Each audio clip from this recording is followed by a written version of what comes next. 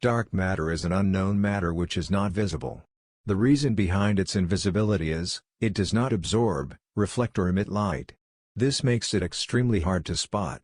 Dark matter does not interact with the electromagnetic force, thereby making it hard to spot. Dark matter is important because of its gravitational effects on many components of this universe.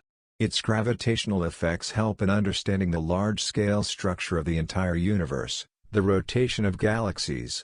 The gravity of the dark matter is an important prerequisite for permitting the universe to hold on to the important elements that gave rise to life in habitable planets like Earth. Without the presence of dark matter, the existence of life would not have been feasible. Dark energy is a hypothetical form of energy that exerts a negative, repulsive pressure, behaving like the opposite of gravity. It has been hypothesized to account for the observational properties of distant Type Ia supernovae, which show the universe going through an accelerated period of expansion. Like dark matter, dark energy is not directly observed, but rather inferred from observations of gravitational interactions between astronomical objects. Dark energy makes up 72% of the total mass energy density of the universe.